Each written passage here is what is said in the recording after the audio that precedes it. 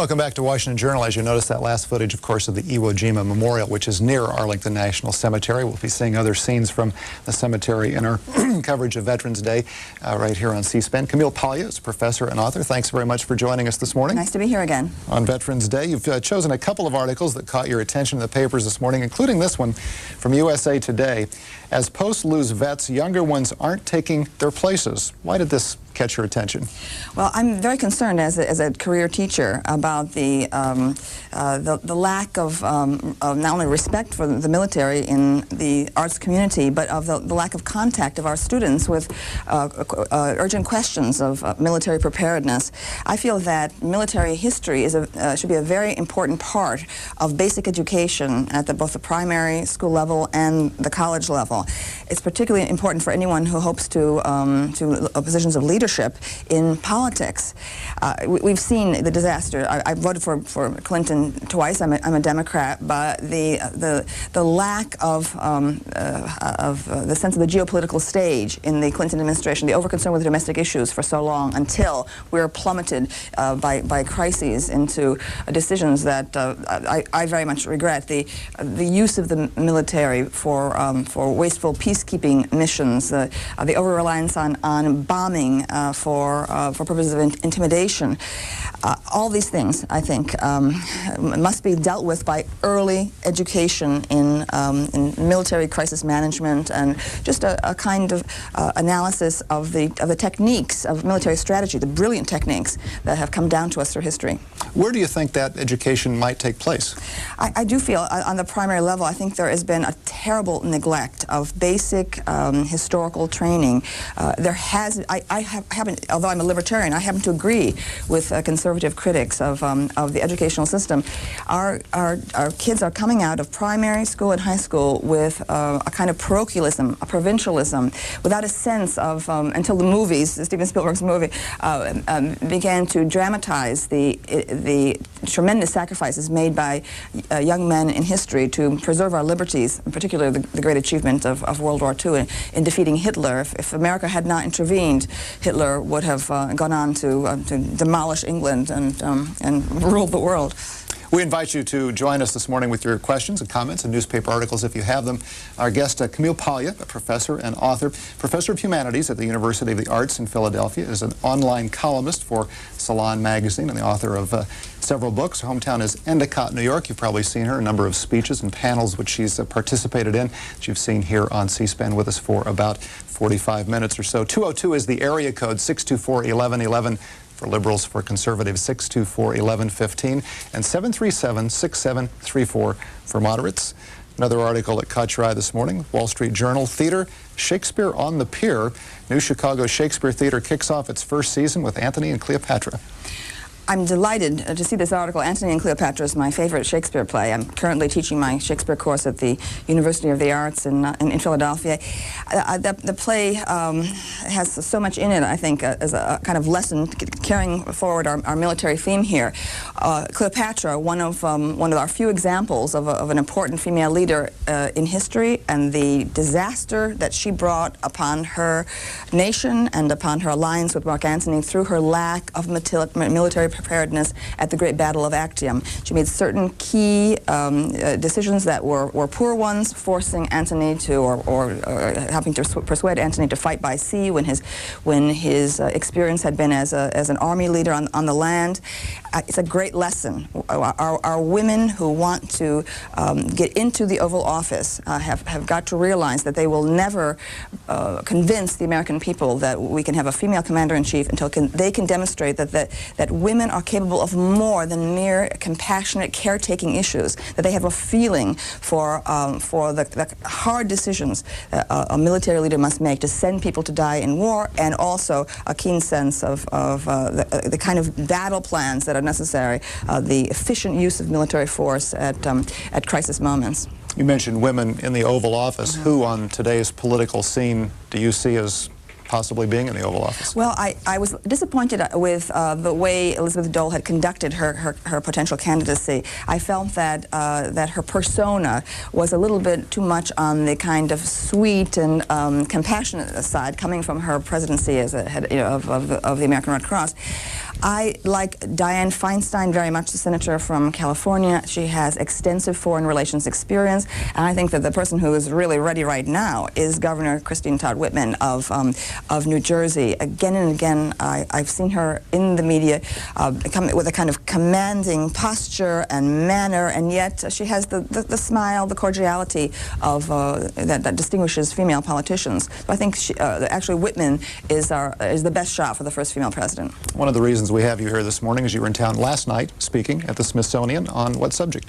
Well, the Hirshhorn Museum of the Smithsonian has a giant exhibition on beauty. The question of beauty and aesthetics is returning to education after this long PC period where there was a politicization of culture at every level, and art was reduced to mere contents of a particularly tedious and banal and outmoded liberal kind. And I lectured on my interpretation of beauty. It was a huge slide lecture that began in the Stone Age, moved through Greek antiquity, down to the Renaissance, and finally to modern popular culture. I think that arts education is another thing that is desperately needed in our public schools. I've been an outspoken critic of the NEA and the way it conducted itself, as I've been teaching most of my career in arts colleges. I'm very concerned with the education of artists as well as the cultivation of the mass audience. And the NEA behaved in, to me, a deplorably politicized way. It did indeed become a tool of an elitist, limousine liberal set. I'm not surprised that Congress is so chary about funding it. And what we need is a massive renaissance of arts education that would demonstrate to our people at large and to Congress that without art, a culture turns into a kind of province. It turns into mere Philistinism. When we finally go into outer space and meet presumably other intelligent civilizations, we will represent ourselves as a species by our art. And right now, I fear, art making as well as appreciation of art are in the pits. A little more than half an hour with Camille Paglia, professor and author. Independence, Kansas is on the moderate line. Good morning. Good morning. Years ago, they had what they called ROTC programs in the schools, and this was an introduction to the young people on military, and it was a voluntary thing. I don't know whether they still have it or not, and if not, why don't they, and could it be instituted again? Thank you. I fear that my generation of the 1960s, because of protests against the Vietnamese War, really reduced the prestige of these ROTC programs. There were all kinds of demonstrations outside the offices and training centers on campus. I think that we definitely do need to revitalize the idea of military service and to encourage young men to enter such groups instead of, for example, shooting up their high schools with automatic weapons. Charleston, South Carolina. Good morning. Good morning. I was just reading an article, I had just finished reading the article by Thomas Sowell in the Post and Courier down here this morning on the education system takes prize for excuse-making.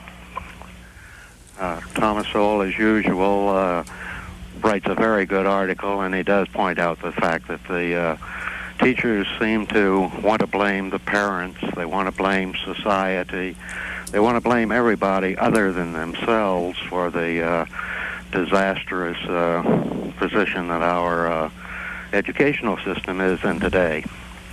Thank you. Well, part of the problem is, since my generation of the 1960s went through, education has been turned into therapy. Self-esteem is supposed to be the aim of education. I don't believe that's the case. I benefited, as did my mother, who came from Italy at the age of 6, from a superb, rigorous, disciplined public education system that was intent on Americanizing our disparate ethnicities, and education was once a true door into opportunity. the level, the quality of instruction has certainly plummeted.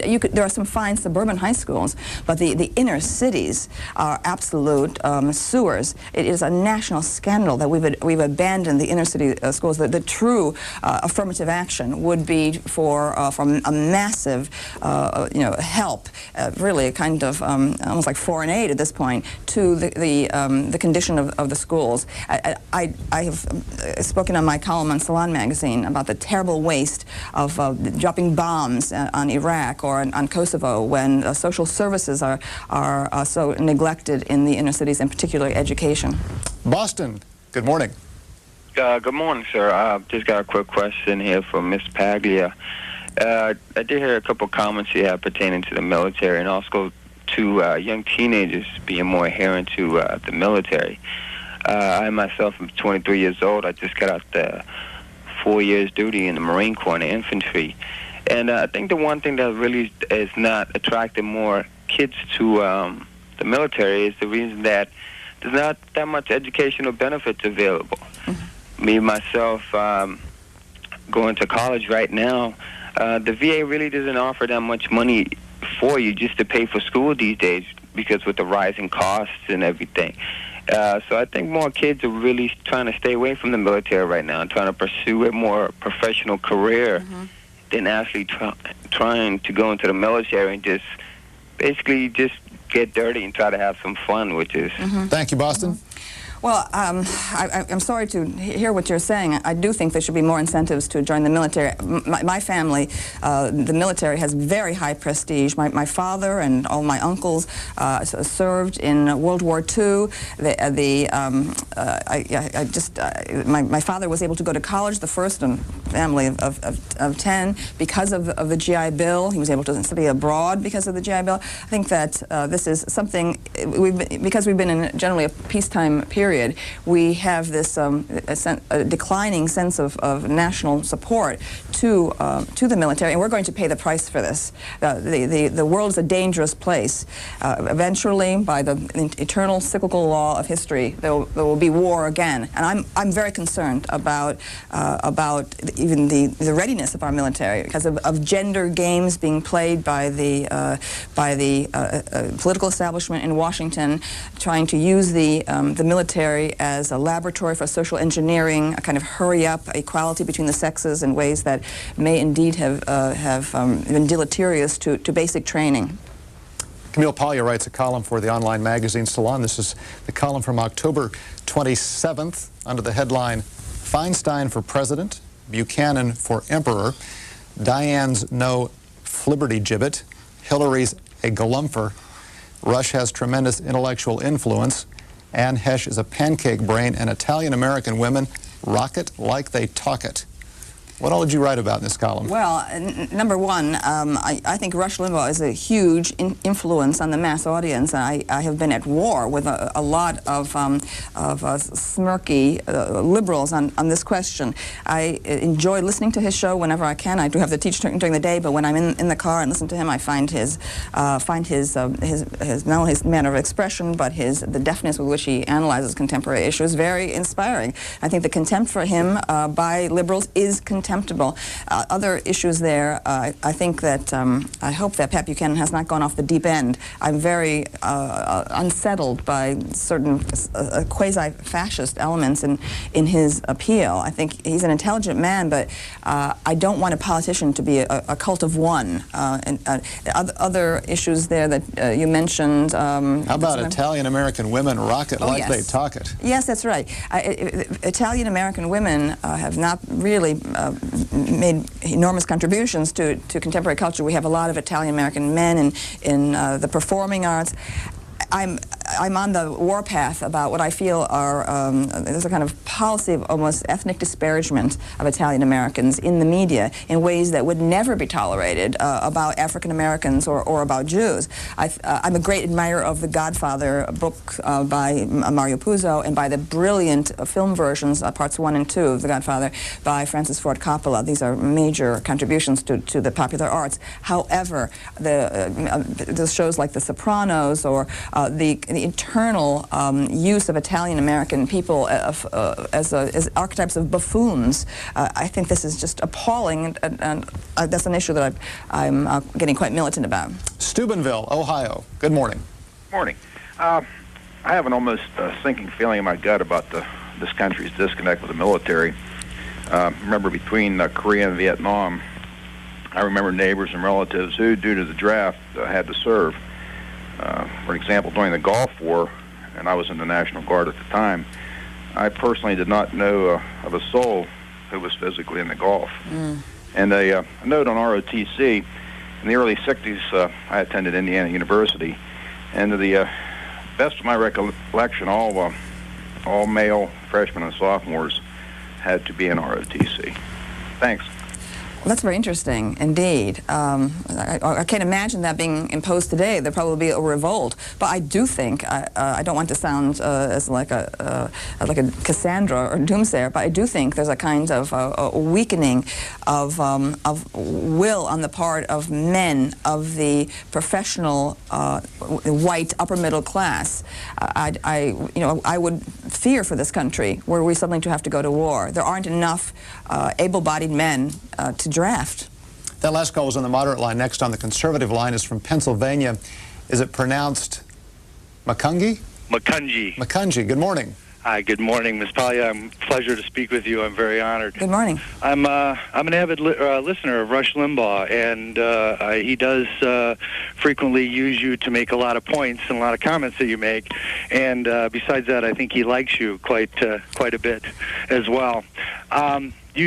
I find you in a different position than most feminists today. When I see Gloria Steinem or Patty Ireland or whatever her name is, I see do you find yourself at odds with these women quite frequently? I mean, do you have 3 hours? You have almost a conservative approach to feminism that I'm in touch with for some reason. Actually, my philosophy is libertarianism rather than conservatism. I feel that government has a proper place in the public sphere, but that private life is a zone of privacy that should be protected from government intrusion. And I've worked these issues out in detail in my various writings. I'm a dissident feminist. I lean toward the progressive side, but I was one of the forces in the early 1990s that broke down the incestuous insularity of the feminist establishment and demonstrated that figures like Gloria Steinem did not speak for all women, and in fact did not even speak for all feminists. But now the young women of the 1990s, the new kind of feminism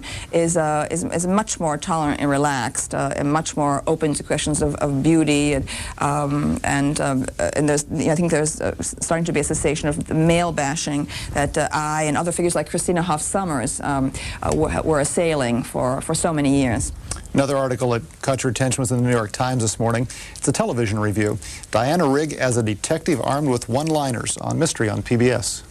Diana Rigg is such an incredibly important figure for me from the great series of the 1960s, The Avengers, where she, in her smart and lucid manner of vocal delivery and her physicality with her karate moves and so on.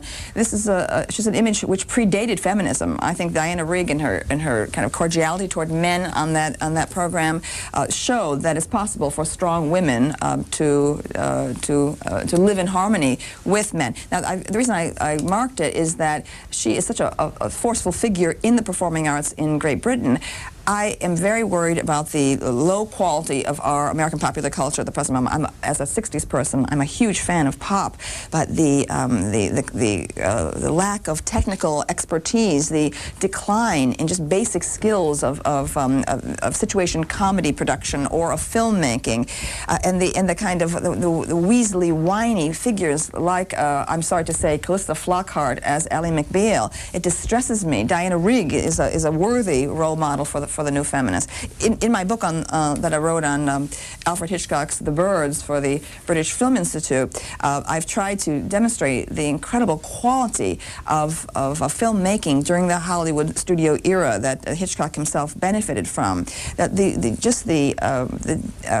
quality of photography, of editing, the kinds of films you can hardly bear to watch a film anymore coming out of Hollywood. It is so clumsily edited. It goes on forever. There is no sense of character or script. There's nothing for the eye to look at. So it's another thing I want to inspire is young filmmakers to stop looking at the film that was just made 5 years ago, but to go back and study the great corpus of film that's now available to us thanks to TV. TV with the AMC channel and the Turner Movie Channel provides the mass audience with examples of high popular art making that should inspire us. So Diana Rigg is to me a symbol of someone who has moved freely from the world of Shakespeare and serious drama into that of popular culture, and we need much more of that, I think, in contemporary Hollywood. On the liberal line, Ann Arbor, Michigan, you're on with Camille Paglia. Good morning. Yes, your previous guest comment was made about the decline of enlistees in the military, and also the number of people in the military who are not re-enlisting. And I want to ask your present guest's opinion about the fact that one segment of the population has been discouraged from enlisting in the military, and those are the gays and lesbians. There is a book, was a book written called Conduct Unbecoming, written quite a few years ago about the returning veterans from Vietnam, many of whom are so-called straight, who relieved their sexual tensions with each other, but when they got back resumed their normal life as so-called straight people, whereas the gays were squeezed out. And they want to serve their country too, and I'd like to have your guest's opinion about that.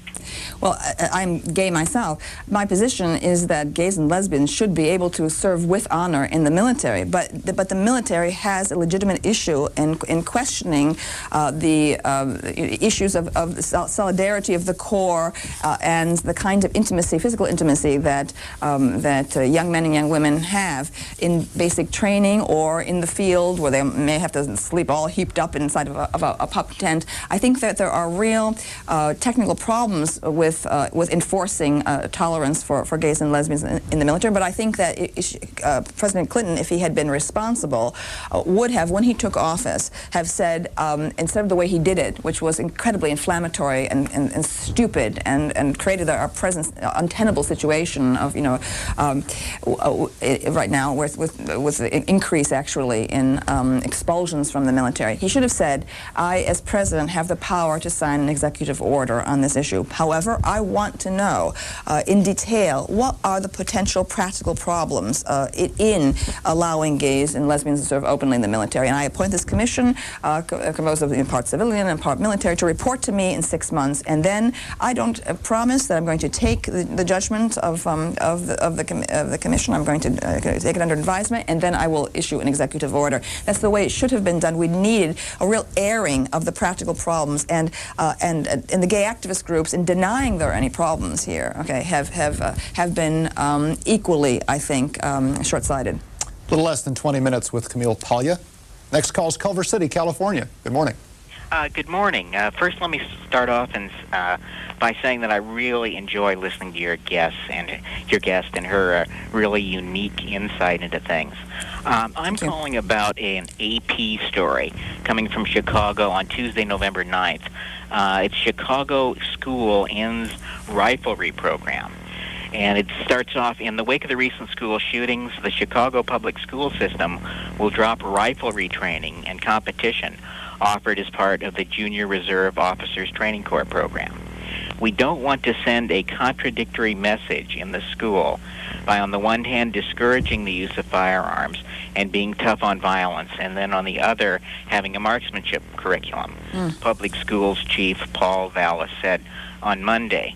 And I would like to ask, what sort of a contradictory message are we sending when we encourage these kids to continue with their military training, which is all about the use of arms, all about the use of force, and then we say all guns are bad? And I would like to suggest that it is the instructors here who are confused.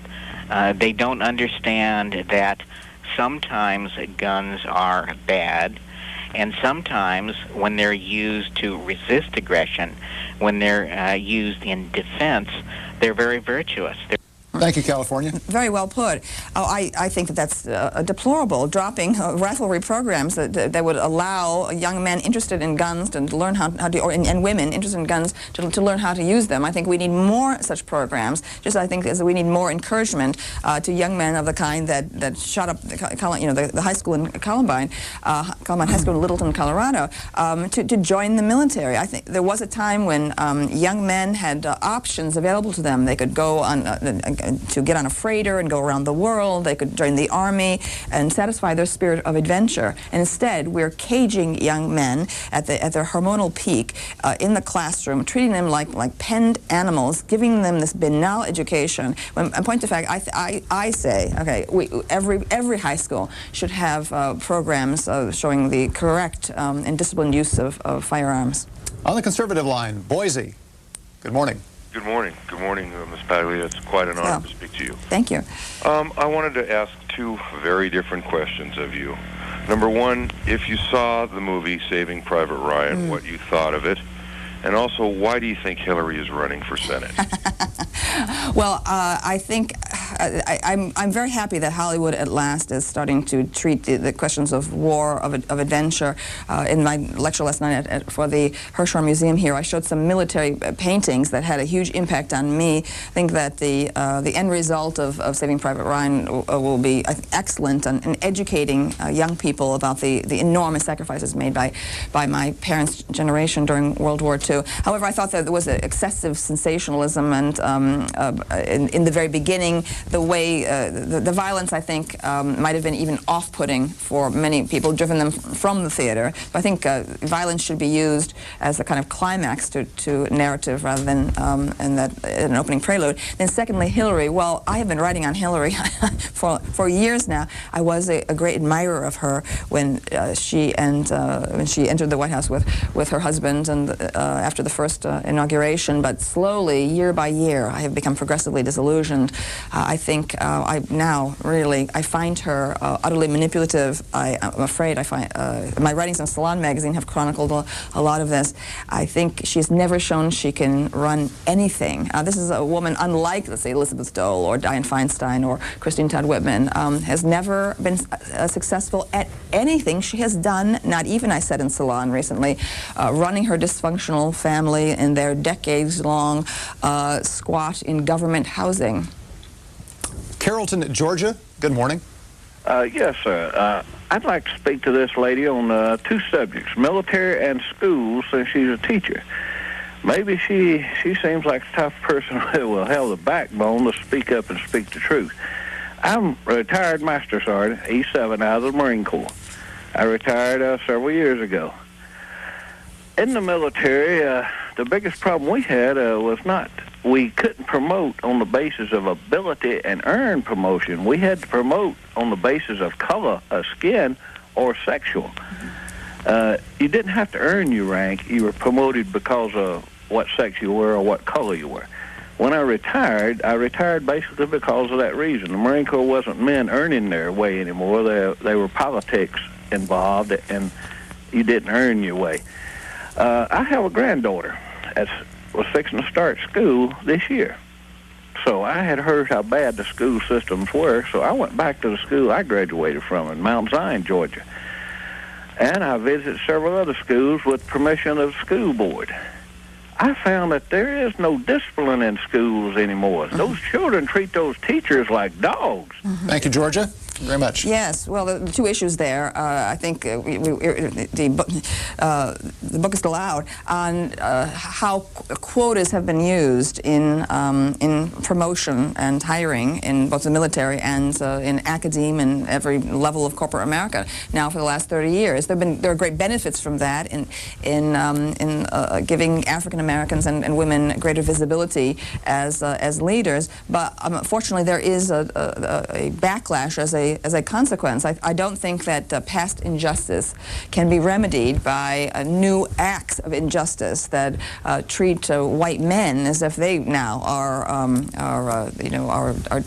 pariahs or untouchables. So I think we're going to pay the price of that in the long run. And the other issue is the question of discipline in the classroom. I completely agree with this.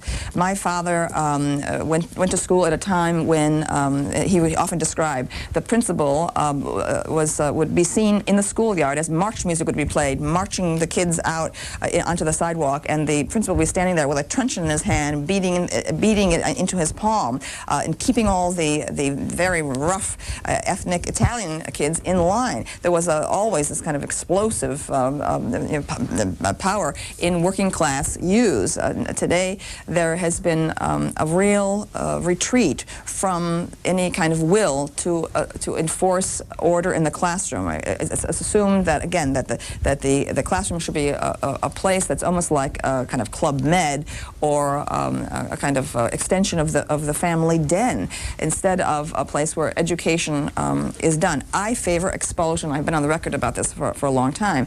When you have students who are disorderly, expel them. Expel them for the benefit of the economically underprivileged and disadvantaged kids who want to learn. So we have stolen the education of the obedient children in order to privilege thugs. And they expel them, then the problem is on the streets. Let the problem be on the streets. The schools should not be laboratories for social engineering. Edgartsville, New York. Good morning. Good morning. Hi, Camille. Hi. One of the reasons I like you is because I can call you a babe without you being offended. I don't know if I'm a babe at this point of midlife. Well, no, you still are. Take my word for it. Thanks a lot. You know, one of the things I find particularly ironic is the reason the women's movement, at least one of the reasons the women's movement kind of got its genesis, was from people like Bill Clinton, the misogynist, the woman abuser. And I would like to ask you specifically, and you know, you are very direct, and I really, really hope that you can answer this. You noticed, obviously, and you saw all the things regarding Juanita Broderick. Now, she was never really given a fair airing by the media. I would like to ask you personally, do you think that Bill Clinton raped this woman? And please be direct, and don't give me a Camille Paglia answer, if you would. Okay, well, two things. Number one, I have to say, as a feminist, that for me, the women's movement is one of the great progressive movements of the last 200 years, that it's parallel to abolitionism, the movement to abolish slavery, as well as the end of child labor, which used to be just an ordinary part of everyday life. But all movements do go astray and need a kind of correction. So I totally uphold the great principles of equality that are at the heart of feminism, at the same time as I can fiercely criticize feminist leaders when I think they deserve it. But in regard to the Clinton case, I feel that the liberal media let Clinton get away with a lot of things. I think Monica was only the tip of the iceberg. The idea that this was one mistake is of course absurd. I think Hillary Clinton herself deserves a lot of blame for her enabling of her husband in a kind of polarized view of women. That is, for Hillary, there are the good women, the admirable women, women of the white upper middle class who have gone to law school and carry an attaché case, and then there are the sort of the prostitute class, the sluts, the bimbos, the men of Hillary's class can use them and then abuse them, destroy their reputation afterwards. I think that Hillary's behavior, as well as Clinton's in sexual matters, has been deplorable, utterly deplorable. In regard to the Broderick case, however, I must say, I don't know what happened there, but I think, for me, it's very parallel to the Anita Hill case. I was the only feminist who was out there from week one saying that Anita Hill was no feminist heroine. I thought what was done to Clarence Thomas was appalling. It was a fascist exercise, dragging incidents from 10 years earlier that amounted to little more than perhaps slightly inappropriate jokes told at lunch in the government cafeteria. Clarence Thomas, to all evidence, never laid a hand on Anita Hill.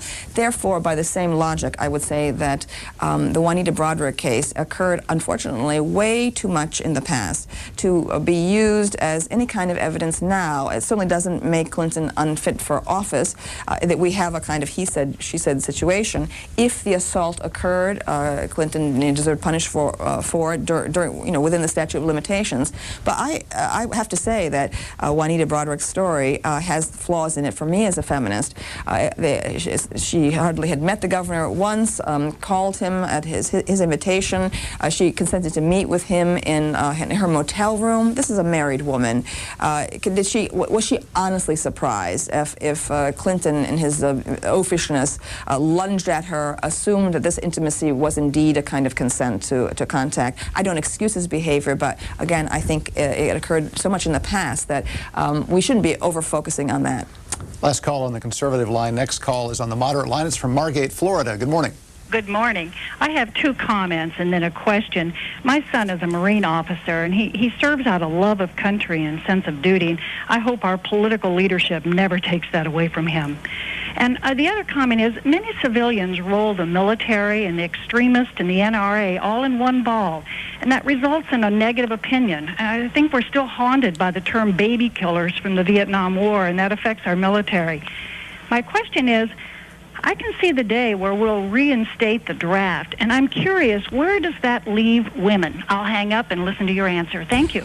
Well, two things were there. I think that the people who are the wordsmiths who write for the media, who belong to the professional class, many of whom are clustered in the northeastern corridor, tend to not understand at all most Americans' interest in weapons, the use of weapons for hunting. That's just simply a part of the culture of the South or of the West. I think there's a real culture gap there, and an arrogance, and also ultimately provincialism on the part of the media. There is no harm in weapons except when they are used by criminals. That is the fact of the matter. Nevertheless, I think there are too many weapons right now in American society of the automatic variety that allow people to shoot up their workplace without any kind of a skill.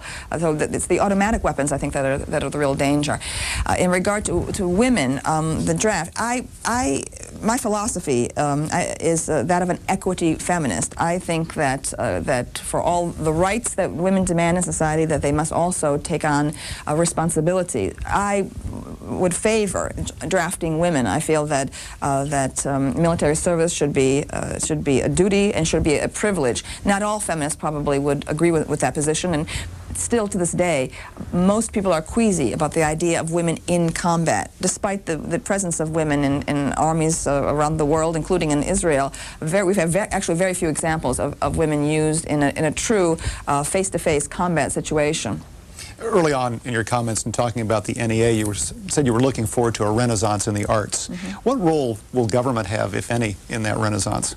I think it's important that every nation take responsibility for preserving its cultural heritage and for creating a climate where young artists can develop. I think that the NEA, again, just destroyed its own prestige in the way it handled things. We certainly need much more funding for community arts projects, for arts lessons, dance lessons, and training with musical instruments. But I think that we should have one of the points I raised last night in my lecture for the Hirshhorn Museum was that we need, I think, national radio channels that are exclusively devoted to the education about classical music, jazz, which is the great art form produced by America, blues, I think that kind of thing. A national film consortium that would preserve mint condition classic films and distribute them to high schools and to colleges to make sure that all young people have exposure to the arts, not only fine arts, but our great popular arts too. Bucks County, Pennsylvania. Good morning. Hello. Hello, ma'am. I'd like to address your contempt for liberals' contempt for Limbaugh for a moment. Mario Cuomo had an open invitation to debate Limbaugh in public whenever Limbaugh wanted. Of course, Limbaugh never took him up on it because he only performs in front of friendly audiences. Limbaugh is a classic example of the following. What he said was true, but it wasn't the whole truth, so it was all a big lie. He will take one small aspect out of something that happens and present it in its worst possible light, and then he'll run with it that way. And my last comment is, you said that you were disillusioned. One of the reasons you were disillusioned with Hillary is because she's manipulative. I find it interesting that you aren't disillusioned with Limbaugh because of how manipulative he seems to be.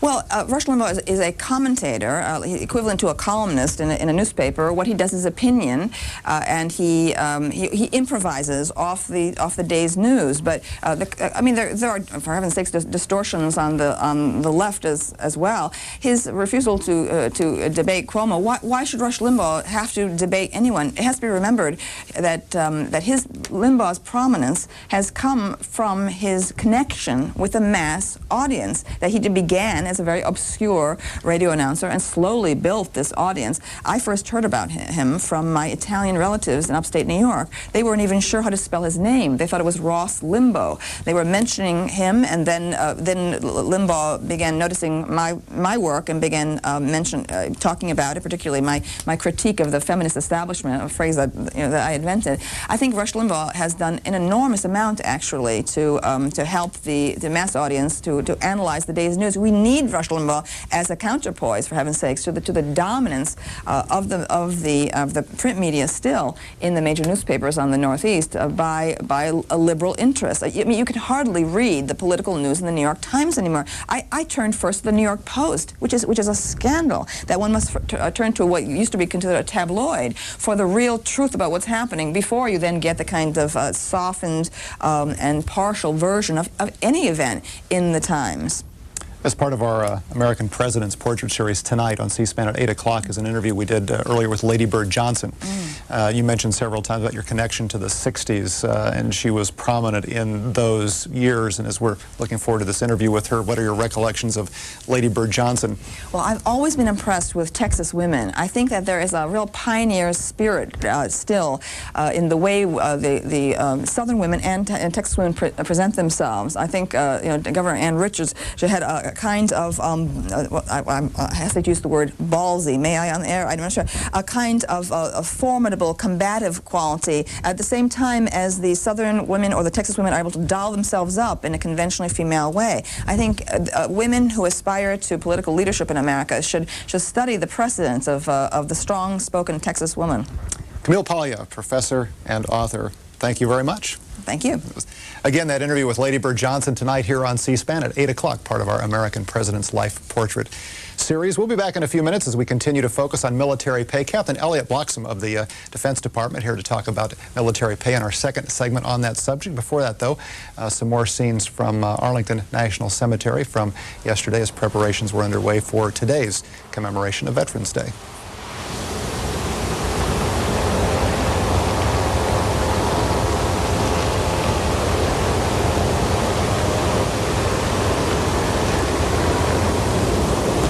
Military preparedness at the Great Battle of Actium. She made certain key decisions that were poor ones, forcing Antony to, or helping to persuade Antony to fight by sea when his experience had been as an army leader on the land. It's a great lesson. Our women who want to get into the Oval Office have got to realize that they will never convince the American people that we can have a female commander-in-chief until they can demonstrate that women are capable of more than mere compassionate caretaking issues, that they have a feeling for the hard decisions a military leader must make to send people to die in war, and also a keen sense of the kind of battle plans that are necessary, the efficient use of military force at crisis moments. You mentioned women in the Oval Office. Who on today's political scene do you see? Positions of leadership in politics. We've seen the disaster. I voted for Clinton twice. I'm a Democrat, but the lack of the sense of the geopolitical stage in the Clinton administration, the overconcern with domestic issues for so long, until we were plummeted by crises into decisions that I very much regret. The use of the military for wasteful peacekeeping missions, the over-reliance on bombing for purposes of intimidation. All these things, I think, must be dealt with by early education in military crisis management, and just a kind of analysis of the techniques of military strategy, the brilliant techniques that have come down to us through history. Where do you think that education might take place? I do feel, on the primary level, I think there has been a terrible neglect of basic historical training. Although I'm a libertarian, I happen to agree with conservative critics of the educational system. Our kids are coming out of primary school and high school with a kind of parochialism, a provincialism, without a sense of, until the movies, Steven Spielberg's movie, began to dramatize the tremendous sacrifices made by young men in history to preserve our liberties, in particular the great achievement of World War II in defeating Hitler. If America had not intervened, Hitler would have gone on to demolish England and rule the world. We invite you to join us this morning with your questions and comments and newspaper articles if you have them.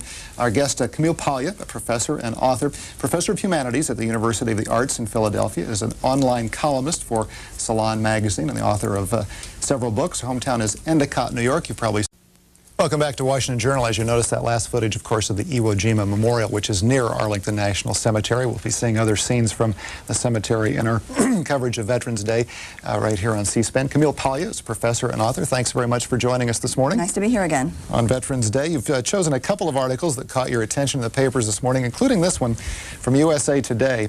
As posts lose vets, younger ones aren't taking their places. Why did this catch your attention?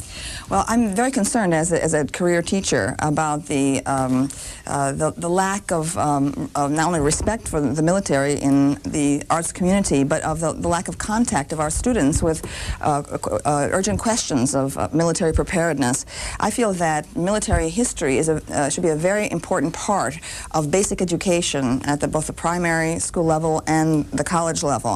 It's particularly important for anyone who hopes to I've seen her a number of speeches and panels which she's participated in, that you've seen here on C-SPAN with us for about 45 minutes or so. 202 is the area code, 624-1111 for liberals, for conservatives 624-1115, and 737-6734 for moderates.